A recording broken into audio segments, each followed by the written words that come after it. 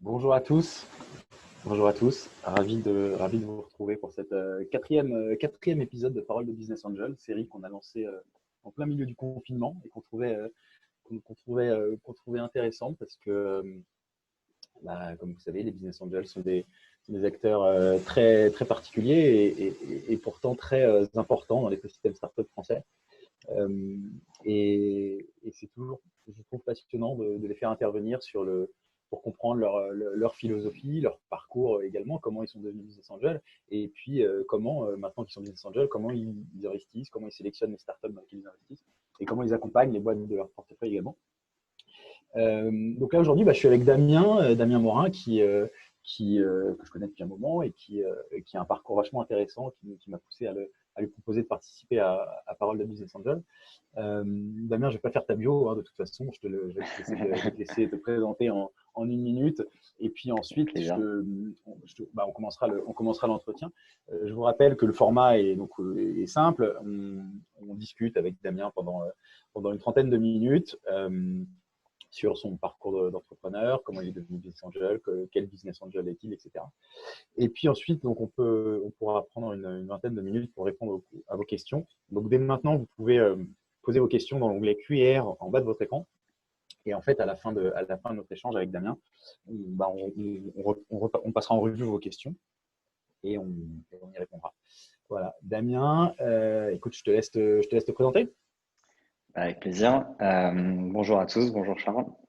Moi, je suis un entrepreneur dans la téléphonie.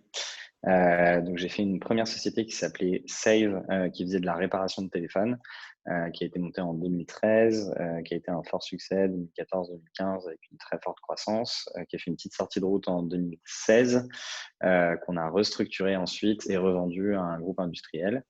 Et puis depuis 2018 maintenant, je fais de la location de téléphone. Maintenant, j'ai un service de location en ligne sans engagement, avec une assurance vol et casse incluse, et ça s'appelle Mobile Club. Voilà. Et alors, t'as toujours une passion pour les smartphones ou pour Pour les les téléphones téléphones, portables? ouais, j'aimais bien les produits jeunes. Après, comme n'importe quel jeune, un peu technophile, qui aime bien un peu les gadgets, etc. Tu vois, j'avais supplié mes parents, je sais plus le nombre d'embrouilles que j'avais fait pour avoir un BlackBerry à l'époque. La première fois que j'ai vu un iPhone, franchement, ça a été un choc. Le produit n'était pas encore sorti en France. Enfin, je sais pas si vous vous rappelez ce que c'était que l'iPhone en 2008, mais c'était complètement incroyable. Tu restais appuyé sur le texte, ça sortait la loupe. Enfin, il y avait plein de fonctionnalités qui étaient complètement incroyables. Le coup du labyrinthe aussi sur le jeu. Enfin, je suis tombé amoureux de ce produit. En 2008, le produit n'était pas sorti en France. Je me suis fait offrir pour mes 18 ans. Ma mère m'a offert un iPhone, le tout premier venu des US. Et donc, je l'ai craqué pour moi. Et puis, je me suis mis à l'époque, craquer tous les iPhones pour qu'ils puissent être utilisables en France. J'avais mis des annonces sur Le Bon Coin et autres. Et puis, finalement, je suis resté dedans. Voilà, réparation, et puis maintenant, location. Voilà. C'est C'est marrant. pas une passion, mais c'est resté, quoi. D'accord. Et donc, ouais, parce que au tout début, Save, t'as commencé avec une boutique, c'était vraiment du service traditionnel, quoi. Ouais. Ben, en fait, j'étais assez connu dans l'école comme étant le mec qui pouvait réparer les téléphones. Donc, au début, je craquais les iPhones. Après, je réparais les écrans. J'ai commencé par réparer des écrans de téléphone au fond de la classe pendant mes cours de compta. Et puis, en fait, arrivé en quatrième année, je revenais. Moi, j'ai fait une école de commerce où la troisième année se passe complètement à l'étranger. Quand je suis revenu à l'école, juste avant, j'avais fait l'expérience du BDE. Je me suis dit, bon, il faut que je trouve un truc à faire un peu plus extrascolaire, quoi, en plus de ces cours, parce que sinon, je vais jamais tenir encore 2 ans. Et en effet, donc j'ai du coup lancé un petit magasin qui était pas très loin de mon école, qui faisait de la réparation de téléphone, que je gérais du coup en plus de mes cours. Et donc, on a ouvert en 2013 une boutique donc, qui s'appelait pas Save à l'époque, ça s'appelait Save My Smartphone. Et donc, on faisait de la réparation avec toutes les propositions de valeur qui étaient à l'époque assez uniques, c'est-à-dire qu'on réparait les téléphones en une vingtaine de minutes. On donnait 1 an de garantie sur les réparations et on avait des prix affichés. Ça aussi, c'était unique. Ouais. Parce que là, en 2013, il n'y a pas d'Apple Store à Paris. La réparation de téléphone, c'est Barbès, Montgalais, c'est des quartiers un peu populaires dans lesquels c'est de la bidouille, quoi. Donc, d'avoir des prix affichés et tout, c'était assez nouveau, en fait. D'accord. Et donc, de toute façon, on va pas trop s'étendre sur la genèse de Save My Smartphone, mais quand même, je pense, enfin, de ce que tu me racontais, tu as quand même tiré des enseignements importants de ton expérience entrepreneuriale qui ont fait ta boîte actuelle aussi et qui t'ont fait en tant que BA, j'imagine. Donc, en Ouais. gros, tu as eu une forte croissance rapidement, de ce que j'ai cru comprendre. Tu as fait rentrer des investisseurs à ton capital. Raconte-nous un peu tu vois, enfin, Les le moments succès, le clés. début du succès. Ouais, voilà, les moments clés de l'histoire Ouais, de Save qui sont vraiment marquants, quoi. avec plaisir. Écoute, donc ouais, ça a démarré avec un petit magasin en 2013. Assez vite, le magasin a été complètement engorgé et à la fin de la première année, fin d'année 2013, en plus du magasin, j'avais un petit atelier à côté pour pouvoir prendre tout le trafic. Début 2014, on lance nos premiers corners, qui est probablement ce qui caractérise le plus la boîte aujourd'hui, qui sont des petits magasins en fait qui font entre 10 et 15 mètres carrés dans les allées des centres commerciaux. C'est ça un peu la grande innovation qu'on a apportée. On en a ouvert 5 au cours de l'année 2014. Et en 2015, on est passé du 1er janvier au 31 décembre 2015 de 5 magasins à 150. On est passé de 20 collaborateurs à un peu plus de 500. On est passé de inconnu à très connu. On est passé de financement autofinancé à une levée de fonds de 15 millions d'euros avec les plus gros fonds de la place et des très gros business angels. Donc ouais, là, ça a été complètement l'année de l'explosion. Et puis, on a assez vite dévissé au courant de l'année 2016, en se rendant compte qu'il y avait beaucoup de magasins qu'on avait ouverts qui n'étaient pas rentables, plus d'autres petits fonctionnements. Et donc, on a décidé de restructurer la boîte avec un redressement judiciaire. On a fermé 80 magasins, donc on est passé de 500 à 250 employés. Donc ça, c'était la partie la moins fun, honnêtement. Et puis, en fait, c'était assez efficace parce qu'on avait des magasins qui faisaient plus, des magasins qui faisaient moins. On a gardé que les magasins qui étaient bénéficiaires et donc à la fin, tu as un ensemble qui fait plus, quoi. Donc, on est ressorti de redressement judiciaire en plan de continuation. Et 2 mois plus tard, on a revendu la boîte à un groupe industriel pour 12,5 millions d'euros. Au total, les 15 millions d'euros qui avaient été levés, c'était beaucoup d'equity, mais il y avait aussi beaucoup de dettes. Donc, nos investisseurs ont quand même pu récupérer un peu plus de 80% de leur mise. Et puis, on a pu récupérer un peu d'argent aussi pour le management. Donc moi, j'ai eu 2 moments où j'ai pu justement, puisqu'on va en parler, avoir un petit peu de sous à investir. En 2015, quand on a fait notre levée de fonds de 15 millions d'euros, on a eu l'occasion de faire du cash out en tant que founders. Donc on a pu sortir. Enfin, je dis on en fait, mais comme j'étais seul en fait founder chez Safe, c'était surtout moi. Donc j'ai pu faire un cash out de 1 million d'euros en fait en 2015. Et puis après récupérer un peu de sous sur 2017. Donc du coup, je fais des investissements depuis 2015. Voilà. Et donc c'est à partir de ce moment-là que tu deviens business angel. C'est avec cet argent que tu as gagné grâce à Save que tu deviens business angel. Ouais, alors déjà, il y a eu peut-être un mauvais réflexe d'entrepreneur ou pas, ou d'investisseur qui était de se dire que en fait, le million d'euros représentait pas grand-chose par rapport à l'ampleur de ce qui était Save à l'époque et de ce que je pensais aller gagner. Le futur en a été tout autre, mais en tout cas, je me suis dit que ce million d'euros, c'était vraiment ça servait à rien d'être trop conservateur en fait dans mes investissements parce que c'était probablement le premier d'une longue série. Okay. Voilà, ce qui n'a pas forcément été le cas, mais c'est pas grave en tout cas. Donc j'ai été assez large en fait dans les investissements et puis j'ai fait des trucs qui étaient T'as flambé, quoi. Ouais, j'ai fait des investissements assez risqués. J'ai investi dans des sociétés qui étaient très early stage, donc vraiment sur des tours seed, etc. Et puis j'ai pas hésité à investir une partie significative. Donc j'ai Quelle fait proportion, tu peux nous dire la proportion de ce que tu as mis dans Startup sur ce moment-là? Ouais, de toute façon, pour faire simple, hein, quand tu touches 1 million d'euros, grosso modo, tu t'en donnes 35% grosso modo à l'État et c'est normal. Donc il t'en reste 650. J'ai dû à l'époque, pour faire simple, j'ai dû mettre 200 ou 250 000 euros dans un apport pour mon appartement que j'ai acheté et puis le reste, je l'ai investi dans des startups, quoi. C'est marrant parce que mine de rien, c'est quand même assez spécial comme démarche. Enfin, tu vois, ça vient pas à l'esprit du tout venant de quand tu gagnes 100 de mettre 50 en startup. Ouais, Tu vois. dans des startups, ouais, c'est vrai. Mais bon, voilà, écoute, je sais pas. Mais ouais, tu dois Ne me avoir ça juge dans le sang pas. quelque part. Hein. Et alors justement, venons-en à ton activité de BA. Donc, en gros, donc, tu quittes Save en 2016, c'est ça? 2017. Ouais. 2017. Donc, ensuite, tu as quoi? Tu as une période je sais pas comment ça, de battement entre Save et ta nouvelle boîte? Ouais, vaguement, parce qu'en fait, on fait la vente en février 2017. Je suis resté 8 mois avec le groupe qui nous a racheté et juste après, en fait, j'ai monté Mobile Club. D'ailleurs, c'est peut-être pas quelque chose de terrible parce que, en fait, je pense que j'aurais dû faire une plus grosse coupure. Mais du coup, je suis resté complètement dans le truc. Et par contre, quand j'étais chez Remake, j'avais un peu plus de temps. Puis tu vois, Save, bon, tu vois, j'ai fêté mes 25 ans avec 500 employés, un truc hyper, tu vois, avec beaucoup de pression, etc. Tu vois, après, il y a eu le redressement judiciaire, procès tribunal, tous tes fournisseurs, machin. Enfin, tu vois, tu as un truc. Après, il y a eu les plans sociaux. Puis après, il y a le roadshow pour revendre la boîte. Enfin, tout ça dans un laps de temps qui était assez court. Donc, en fait, au moment où j'ai signé de la revente, c'est comme si on m'avait enlevé un poids, tu vois, sur les épaules, comme si on m'avait dit, attends, t'as un truc sur Ah toi ouais. là, hop, attends, je te l'enlève. Donc, j'ai pu avoir pas mal de temps. Donc, j'ai pu accompagner peut-être un peu plus les boîtes dans lesquelles j'avais investi. Je me suis rapproché aussi de The Family, dans laquelle on était incubé chez Save, et je suis devenu ce qu'ils appellent directeur. C'est-à-dire que j'ai mentoré en fait des boîtes, beaucoup de boîtes chez The Family. Et donc ça m'a aussi aidé à aussi faire des investissements parce qu'en fait finalement quand tu aides des boîtes, quand tu vois des choses, tu es plus alerte aux opportunités que quand tu es focus dans ta société à toi, quoi.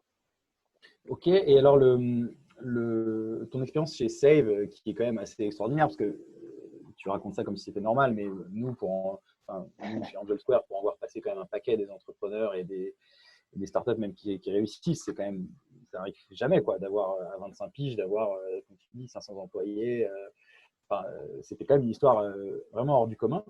Donc, ce que tu as vécu, je pense, a dû t'endurcir en tant qu'homme, mais un truc de ouf, quoi, parce que, encore une fois, à 25 ans, devoir virer 250 personnes, redressement judiciaire avec des investisseurs derrière, ça a dû être super dur. Donc maintenant, j'imagine que tu dois être quelqu'un de costaud.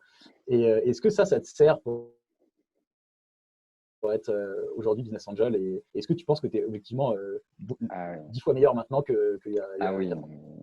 non mais 100%. Enfin, en tant que businessman tout court, parce que je pense que si en 2016, à la place d'avoir un redressement judiciaire, j'avais vendu Save, je sais pas, à plusieurs dizaines de millions d'euros, je pense que j'aurais rien vu du business, j'aurais été donneur de leçons, j'aurais été. Non, mais tu vois ce que je veux dire, c'est-à-dire que oui, clairement, c'est une expérience qui est hyper enrichissante. Restructurer une boîte, tu vois, aussi vite, que en plus tu as construit, donc il y a de l'affect, machin, tous les mecs que tu as embauchés et tout. Enfin, il y a un truc. Oui, oui, non, mais c'est sûr, ça endurcit énormément, ça permet de voir les problèmes, ça permet de. Je pense que je suis beaucoup plus aguerri en tant qu'entrepreneur que si j'avais tout revendu en 2016, après Ouais. seulement 3 ans, clairement. Oui, ça me permet d'aider beaucoup. Alors, heureusement ou malheureusement, ça me permet aussi du coup d'aider les entreprises en difficulté, donc soit des sociétés dans lesquelles j'ai investi, ou par exemple, tu vois, dans un écosystème startup, on m'envoie souvent des dossiers en mode, bah attends, eux, ils sont dans une mauvaise posture, est-ce que tu peux les aider? Et là, en l'espace de 30 minutes, 1 heure, je donne énormément d'informations qui va beaucoup, beaucoup les aider, tu vois, dans la procédure collective, dans le dépôt de bilan, dans les personnes avec qui tu vas travailler, parce que ça se prépare aussi un redressement judiciaire. Si t'es pas préparé, tu arrives, ça s'appelle une liquidation judiciaire. Donc là, ça veut dire game over, etc. Donc si tu penses que tu peux restructurer ta boîte, c'est quelque chose qui doit énormément se préparer et le redressement judiciaire, c'est un truc qui doit s'obtenir. Donc il faut plaider. Donc il y a des avocats qui sont spécialisés là-dedans aussi, etc. Donc oui, oui, je pense que je pense que ça m'aide beaucoup et ça aide du coup et cette expérience-là est très profitable aussi pour les boîtes que j'accompagne, ouais, complètement. Et alors, justement, parce que tu vois, il y a souvent dans l'écosystème startup, notamment en amorçage, il y a beaucoup de débats sur est-ce qu'il faut avoir tu vois, une ambition dévorante dès le début, est-ce qu'il faut viser très haut très vite, ou au contraire, ou au contraire, est-ce qu'il faut plutôt être conservateur et construire sa boîte petit à petit, etc. Toi, l'expérience que tu as vécue chez Save, qui était plutôt dans le premier cas de figure, c'est-à-dire croissance très rapide et redressement judiciaire tout de suite après. Est-ce que cette expérience-là fait que tu es plus conservateur avec tes entrepreneurs ou tu restes hyper bullish et tu prônes une hyper croissance, enfin, tu vois, un peu à la licorne style, quoi. C'est une bonne question. Et malheureusement, je pense que ça se répond pas aussi facilement que ça, parce que c'est pas universel de dire on va être super bourrin, on va investir énormément d'argent, etc. Et puis après, on va voir ce qui se passe, ou on est très conservateur, on décide de pas forcément lever beaucoup de capitaux, mais d'avancer par nous-mêmes avec une croissance mesurée, etc. Malheureusement, c'est plus complexe que ça et tu dois beaucoup prendre en compte les situations, la sensation, le marché, l'opportunité de lever dans de bonnes conditions ou non, etc. Donc tout ça, c'est énormément de paramètres qui te font à un moment donné prendre la décision soit d'être plus conservateur, soit d'accélérer, soit de prendre même d'autres décisions.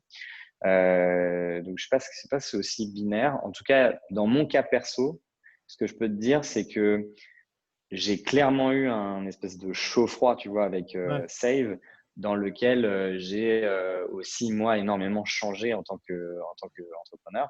Du coup, bah, évidemment, ça se ressent aussi probablement dans mes conseils et dans les investissements que je fais. Bah, c'est simple, Mobile Club, aujourd'hui, la société que je porte, je construis tout de manière beaucoup plus mesurée. Et d'ailleurs, tu veux que je te dise, je ne m'y retrouve pas forcément énormément. C'est Pourquoi? juste que je me dis, bah parce que du coup, il n'y a pas cette hyper-croissance, parce que du coup, Ah il y oui, a une d'accord, ouais. lenteur, etc. Et que en plus, parfois, je me dis, bon, on grossit, mais on se fait chier, tu vois. Donc, en fait, ça vient essentiellement du fait que je me dise, mais peut-être à tort, hein, mais je me dis, Safe, c'était une première expérience. Maintenant, ma deuxième expérience entrepreneuriale, je ne peux pas je peux pas faire les mêmes erreurs, je peux pas encore aller trop vite, encore faire de mauvais choix pour des questions de croissance. Donc, en plus, on construit notre financement complètement différent. Aujourd'hui, sur Mobile Club, j'ai 40 business angels. On n'a pas de fonds d'investissement, donc je construis le capital de manière un peu différente aussi. Et clairement, je construis tout de manière plus mesurée, tu vois. En tout cas, je pense être quand même de bons conseils parce qu'il y a des BA qui, en fait, ont créé des succès entrepreneuriaux, mais très rapides, complètement incroyables, en ayant levé tour de table sur tour de table sur tour de table, en déployant énormément d'argent. Ça s'est très bien passé, tant mieux pour eux. Mais c'est pas forcément une recette magique. Et j'entends souvent des BA dire, mais attends, mais tu vas pouvoir lever sur tel valo, t'investis pas en marketing. Ce qu'il faut, c'est atteindre les 20% de croissance, qu'importe que ça coûte, 20% de croissance mensuelle, qu'importe ce que ça coûte, etc. Il y a des gens qui ont des discours qui sont très, très conquérants. C'est pas mon cas et je pense qu'il faut le prendre avec mesure. Mais aussi, parfois, c'est le contact de ces gens-là qui te font dire putain, c'est vrai, qu'est-ce que je fous? Il faut que j'accélère. Tu vois, parfois, c'est Ouais, super inspirant aussi, tu vois, des c'est mecs comme ça. grisant, mais je suis d'accord avec toi. Enfin, tu vois, pour Donc, côtoyer aussi des centaines d'investisseurs qui ont tous gagné de l'argent à un moment ou à un autre, la vérité, c'est que la grande majorité, ça s'est fait lentement, tu vois. ouais, Une mais il y a aussi des fortune, contre-exemples, hein, évidemment. non, mais moi, je pense qu'il y en a plus, quoi. Ah, mais il y a des contre-exemples, il y a des mecs qui, enfin, oui, il y a aussi des histoires extraordinaires, mais la vérité, c'est qu'il y a plus de chances de gagner beaucoup de pognon en y passant plus de temps qu'en y passant quelques années. Plus de chances de gagner, oui, mais est-ce que tu vas gagner plus de pognon, machin, plus Ah, vite? Tu c'est un- sais, il y a. Ouais, ouais, bien Alors, sûr, c'est un débat éternel. moi, mon capital, par exemple, j'ai chez Mobile Club et chez Save aussi, d'ailleurs, j'ai un mec qui s'appelle Antoine Martin, peut-être que tu le connais au moins Oui, de bah, nom. bien sûr, ses amis. Ouais. Et donc moi j'avais investi dans Zenly, c'était mon deuxième investissement. J'ai investi en Zenly en 2015.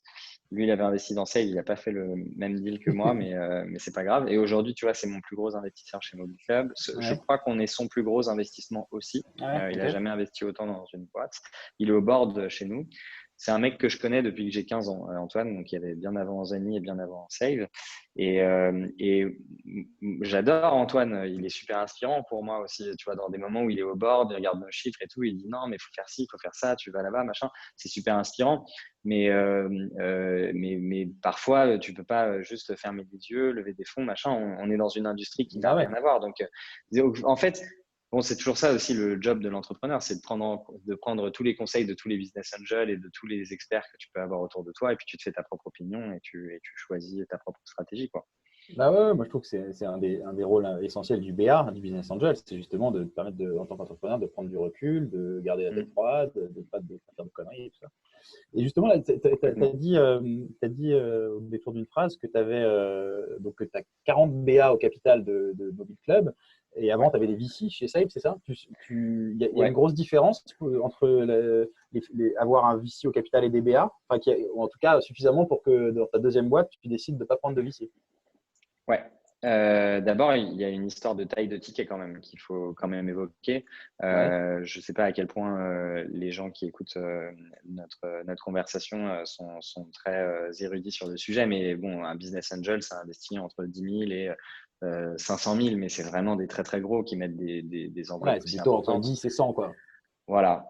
Donc, quand tu dois lever 1 million d'euros, bon, tu peux arriver à réunir ton montant avec une vingtaine de personnes. Quand tu dois lever 20 millions d'euros, ça devient beaucoup plus complexe. Tu peux pas faire un tour avec 400 business angels, ça n'a plus aucun sens. Donc, à ce moment-là, tu dois avoir accès à d'autres structures d'investissement plus professionnelles, plus institutionnelles, comme des venture capitalists. Donc, déjà, il y a une première frontière énorme Ouais, entre ouais. Save et Mobile Club, c'est que chez Save, on a levé au total une quinzaine de millions d'euros. Tu peux pas, grosso modo, avoir accès à ça sur les business angels, c'est un peu complexe. Alors que chez Mobile Club, moi, j'ai levé quelques millions d'euros. Donc là, sur deux tours de table, tu vois, on avait tout à fait accès à du capital BA, quoi. Oui, mais tu Euh, aurais pu choisir malgré tout de faire appel à un fonds de seed qui aurait peut-être mis un ticket chez toi, chez Mobile Club au début, parce que tu avais un bon parcours entrepreneurial, mais tu l'as pas fait. Est-ce que c'est juste une c'est histoire de vrai. ticket ou il y a autre chose? Non, non, c'est très juste. Je pense pas avoir été dégoûté des VC, si tu veux m'amener dans cette direction-là. Je pense que il y a des gens très très bien. Ça s'est plutôt bien passé avec Save aussi. D'abord, je pense que dans une deuxième aventure entrepreneuriale comme ça, je pense que les business angels, qui sont souvent des entrepreneurs eux-mêmes, ont plus de bienveillance sur une histoire comme Save que des venture capitalistes, parce qu'il y a une histoire de rebond, parce qu'il y a aussi une histoire d'échec, que les gens se disent, OK, mais c'est une expérience en fait énorme qu'on valorise probablement mieux chez les entrepreneurs que chez des gens qui sont pas eux-mêmes entrepreneurs, quoi. Donc ça, c'est la première raison. La deuxième raison, c'est que mes tours de table se sont passés très très vite parce que moi, j'investis dans beaucoup de boîtes. Eux avaient déjà été investisseurs souvent de Save. J'ai maintenu un réseau d'entrepreneurs autour de moi assez fort en fait sur toute la période, ce qui fait qu'au moment où je devais lever de l'argent, plutôt que de rentrer dans un process, voilà, term sheet, lettre d'intérêt, négociation d'impact, machin, enfin tout se fait plus facilement quand même avec Ouais, des tu fais BA. entre potes, quoi. Donc voilà, je ne peux Un pas peu dire que je plus l'ai fait entre potes. entre potes, Oui, oui, voilà, mais bon, c'est un peu ça. Ouais. ok. Très clair. Et alors venons-en donc concrètement à toi en tant que BA, comment tu fonctionnes? Tu as des secteurs de prédilection? Déjà, est-ce que tu continues d'investir ou tu as investi tout ce que tu avais en banque? Alors, donc du coup, j'avoue, moi j'investis énormément de mon capital dans des boîtes, Mhm. quasiment tout en fait, hein. Les liquidités que j'ai, je préfère les injecter dans des startups que dans des marchés financiers ou dans de l'immobilier. J'estime être un professionnel De la startup? ouais, de la startup et pas un professionnel des marchés financiers et pas un professionnel de l'immobilier. Donc, même si c'est plus risqué, en fait, j'ai l'impression de savoir quoi faire. Ça, c'est le premier élément. Et le deuxième élément, c'est que, en fait, le risque, il est plus important quand tu fais peu de tickets et puis il se dilue évidemment plus tu fais un nombre important d'investissements. Donc, moi, j'ai pas fait des centaines d'investissements, mais j'en ai fait quand même au total 25. Et en fait, 25, c'est quand même suffisant en fait pour te dire que ton risque, il est hedgé sur un nombre important de tickets, quoi. Ouais. À savoir, dans un fonds d'investissement, c'est pas beaucoup plus que 25 lignes hein, par boîte, hein, donc, par fonds. Par Donc, contre, ouais. tu vois, c'est une logique. Donc voilà, ça c'est le premier Donc élément. 25 boîtes en portefeuille, ouais, c'est beaucoup. Et ensuite, bah, écoute, j'ai des boîtes qui sortent parce que maintenant, ça fait 2015. Donc, maintenant, on est en 2020. Ça fait 5 ans. En 5 ans, il s'en est passé des choses. Il y a des boîtes qui sont mortes. Il y a des boîtes qui sont mortes, mais qui avaient encore de l'argent et qui ont décidé de le rendre. Il y a des boîtes qui ont fait des exits. Il y a des boîtes qui se sont fait racheter avec des actions. Donc, je suis devenu actionnaire de la boîte au-dessus. Donc, il y a eu des choses qui se sont passées. Et donc, moi, ça me permet d'avoir des liquidités qui rentrent. Et puis après, au-delà de ça, j'ai aussi je fais aussi d'autres choses en perso qui me permettent d'avoir des liquidités à investir. Et j'avoue que j'investis quasiment tout mon argent en start. D'accord. Et donc aujourd'hui, alors, c'est quoi les plus belles boîtes que tu as en portefeuille ou que tu as eu en portefeuille? Bon, alors, mon plus bel investissement Zenly? ever, ouais, c'est Zenly, parce que en fait, j'ai investi à la Serie A et ils sont sortis moins de 12 mois après.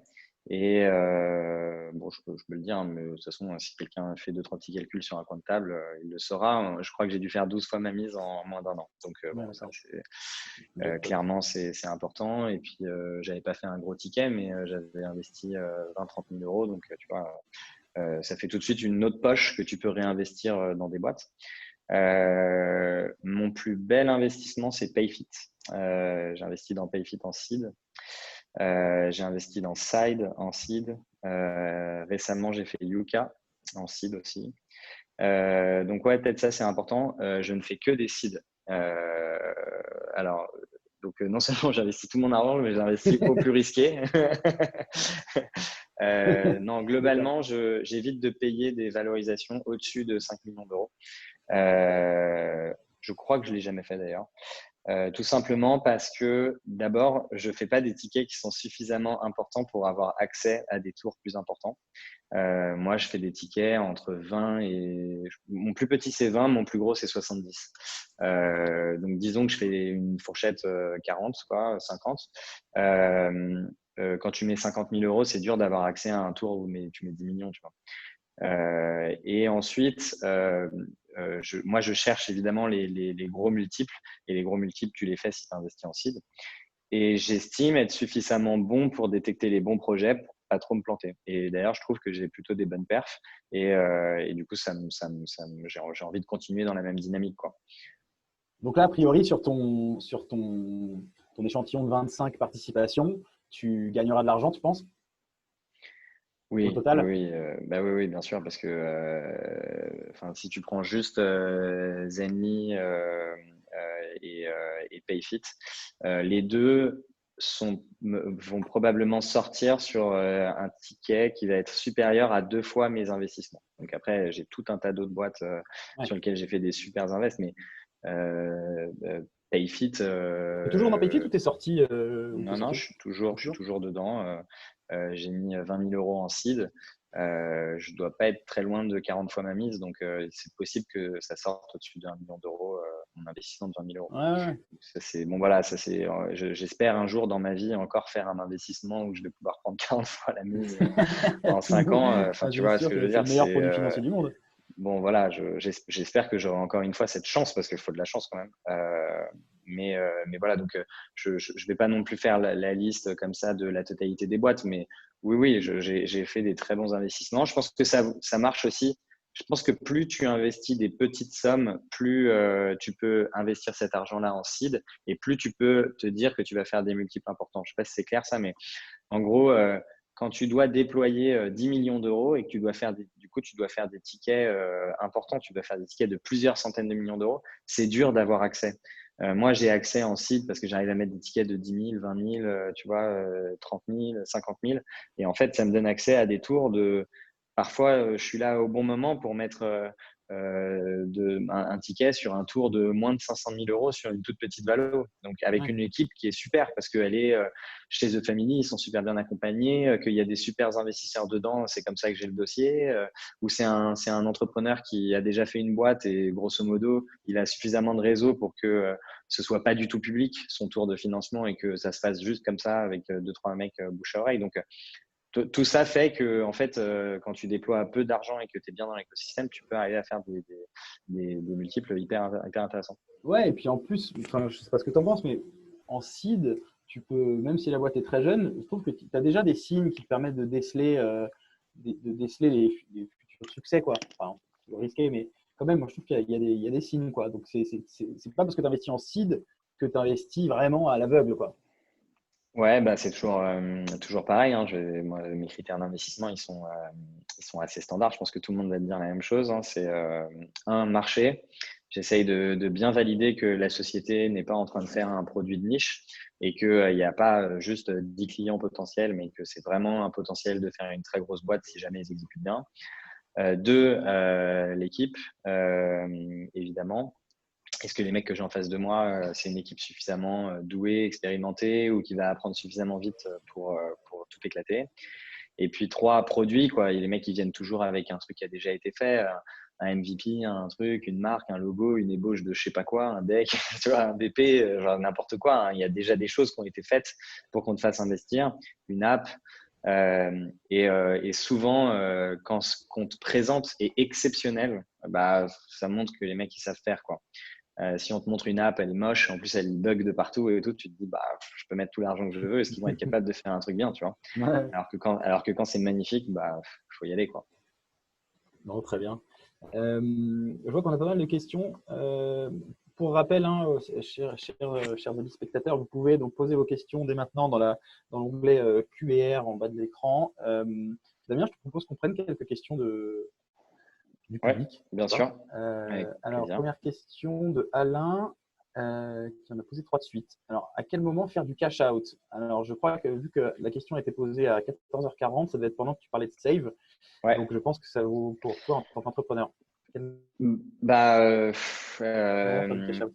alors, pour faire simple, dans les pactes d'actionnaires, il y a souvent ce qu'on appelle une clause de respiration qui te permet de vendre 1, 2, 3% de tes parts de manière assez libre, au moins aux actionnaires qui sont déjà là dans la société. Donc, ça peut être un de tes investisseurs qui veut renforcer sa position, ou, etc. Grosso modo, moi, je pense que utiliser cette clause de respiration, quand tu es quelqu'un qui n'a pas de patrimoine, etc., bah, je pense que c'est bien parce que ce que tu crées, ça a de la valeur. Il y a des gens qui investissent à une certaine valeur. Tu sais pas de quoi l'avenir est fait. Je pense que c'est intéressant d'en utiliser une partie. Maintenant, il y a quand même, il commence à y avoir une espèce de norme dans l'écosystème où quand tu commences à arriver au-delà de la série A, seed série A, ça se fait pas trop, mais au-delà, quand tu commences à arriver sur des montants assez importants d'investissement, au-delà de 10 millions d'euros, où il y a dans la négo une petite partie pour permettre de faire du cash out pour les fondateurs, parce que bon, tu arrives à tes 30 ans, tu vois ce que je veux dire, souvent tu t'es pas très très bien payé pendant les premières années de ta startup, tu as créé de la valeur, il n'y a aucune raison que tu puisses pas récupérer un petit montant, un projet immobilier, de l'envie de participer à l'écosystème en tant qu'investisseur, je pense que c'est bien. Ok. Quelle est la sortie type que tu cibles quand tu investis? Quelle est là, pardon, La sortie la type. sortie type? La sortie type, je comprends pas la question, pardon. Bah, en gros, j'imagine que ça doit vouloir dire qu'est-ce que tu espères comme sortie quand tu investis, tu vois. Ah oui, pardon. C'est tellement variable que c'est dur à dire. J'espère des retours sur investissement de plus de 10 fois. C'est abordable si les boîtes elles cartonnent bien. Tu vois, tu t'investis à une société qui fait un tour de 500 000 euros en seed sur 2 ou 3 millions d'euros de valo pré-monnaie.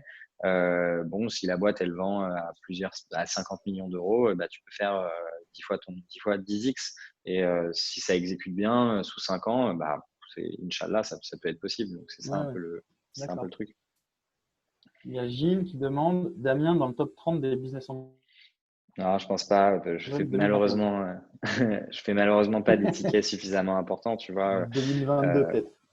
en ce moment, je fais entre 3 et 4 investissements par an, entre 30 et 50 000 euros. Donc, c'est trop peu, je pense, pour être dans les top business angels. Mais si demain j'ai beaucoup plus d'argent, je pense que j'y participerai beaucoup plus. Très bien. Alors, il y a Mustapha qui demande bonjour, vos investissements restent dans le domaine des smartphones ou le secteur des télécommunications? Sinon, C'est sur quel une, secteur vous investissez? C'est une super bonne question, puisque en fait, je commence à avoir, j'ai affiné du coup, bah, évidemment, à force de prendre aussi des claques, j'ai affiné un peu ce dans quoi j'ai envie d'investir. Alors, je peux pas investir que dans le domaine des smartphones, parce que malheureusement, mon industrie qui est la téléphonie, il n'y a pas beaucoup de projets, c'est pas facile. Le hardware, ça coûte très très cher, donc c'est des investissements énormes. Donc voilà, en revanche, j'essaye d'investir dans des secteurs que je connais. Donc B2C, e-commerce, retail aussi, parce que tu vois, chez Save, on savait faire ça. Électronique, globalement, on sait en parler. Tout ce qui va être aussi autour des apps, machin, des choses que j'arrive à comprendre. Tous les investissements que je ne comprenais pas, dans lesquels j'ai investi parce que on m'a dit d'investir, parce qu'il y avait une hype autour du projet, etc. Mais ils se sont tous ramassés. Donc voilà, je dirais que maintenant, j'essaye d'investir dans des secteurs que je connais et dans des choses que je comprends. D'accord. Question prévisible. Et le Covid dans tout ça, quel impact sur ton activité de BA? Est-ce que ça en a eu un ou pas? Bah, j'ai investi là très récemment dans une boîte qui a levé pile pendant le Covid, qui s'appelle Covered, donc qui est de l'assurance téléphone, une super boîte. Non, moi j'ai pas ralenti mes investissements.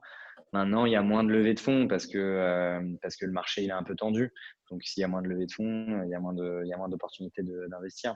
Mais non, je n'ai pas décidé de ralentir ça en tout cas. D'accord.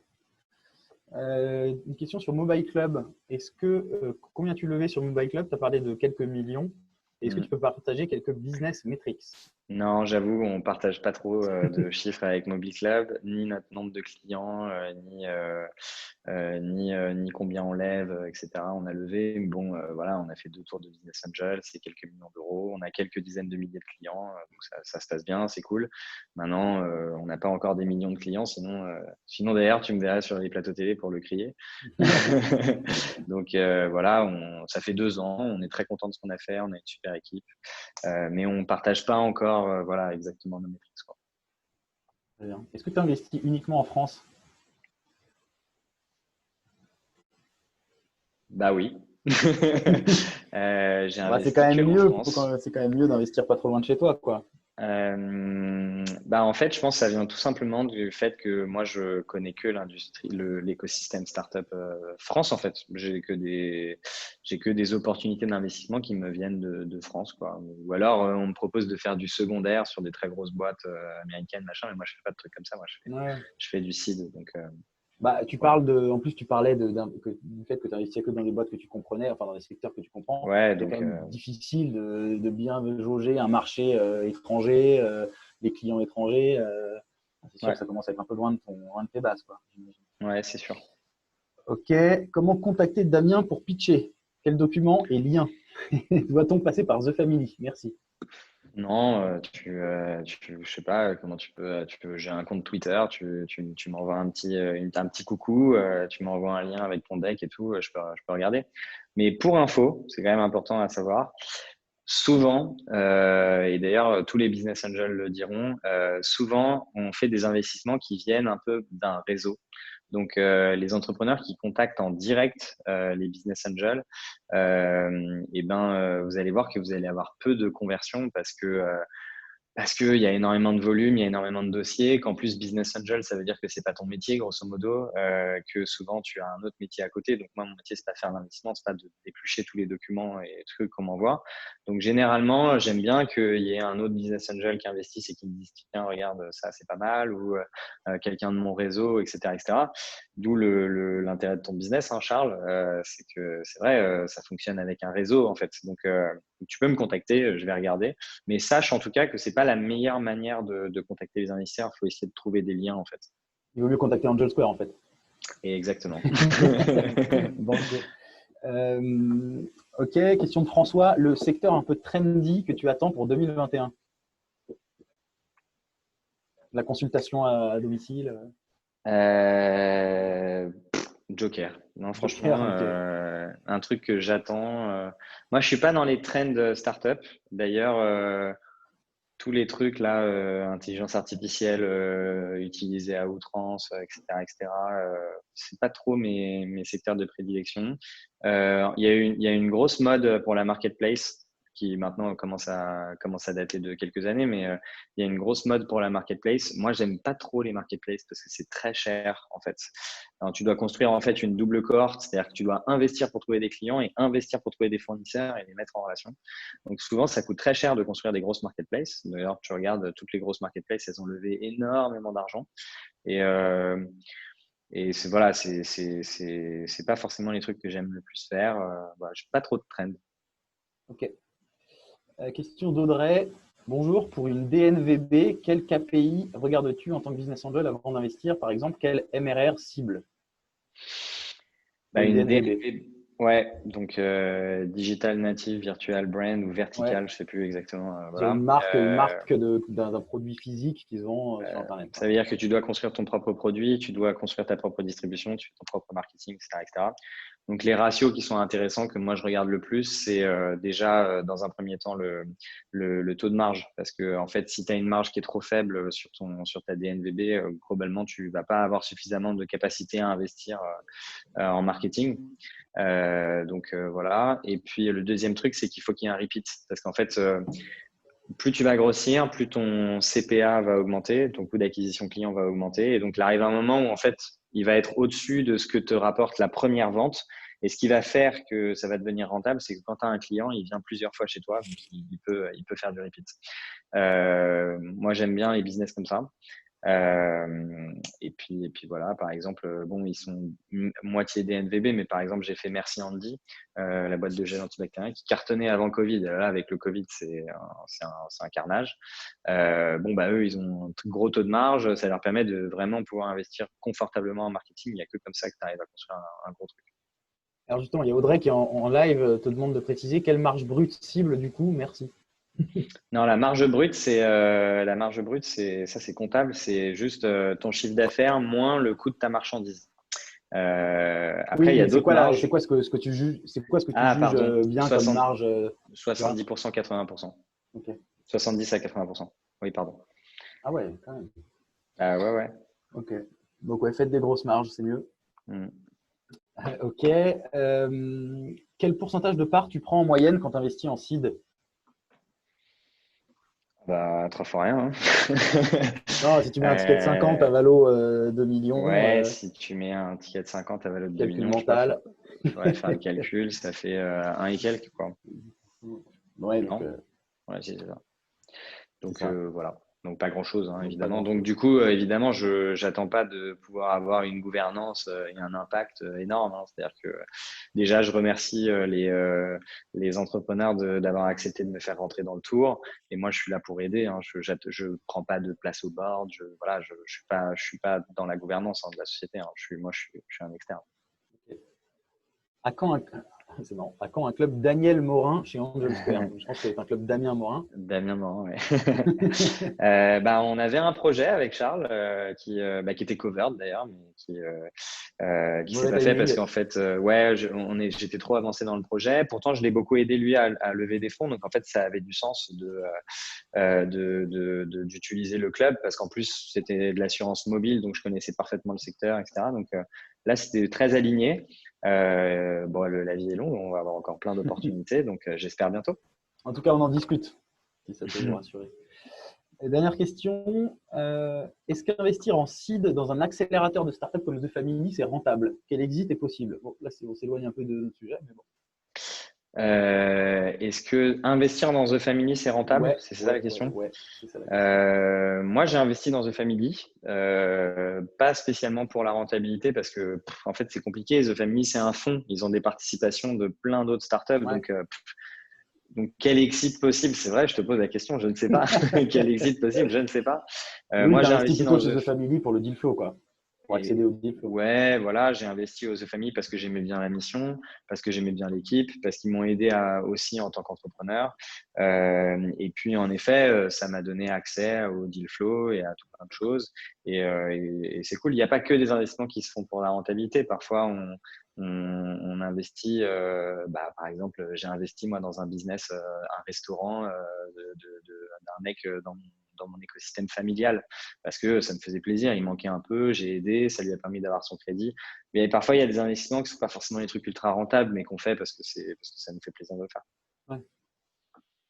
Ok, Damien, écoute, merci beaucoup. On a fini les questions. Merci à Bah, tous avec de nous avoir plaisir. écoutés. J'espère que c'était instructif. En tout cas, moi, j'ai trouvé ça très intéressant.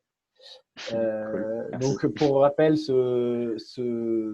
cet échange sera disponible sur YouTube et en podcast également à partir de demain, je pense. Je pense qu'Alexandre nous mettra ça rapidement en ligne. Et puis voilà, à bientôt pour de nouveaux épisodes. Merci encore, Damien. À plus. C'est cool. Merci Charles. À bientôt. Ciao. Ciao.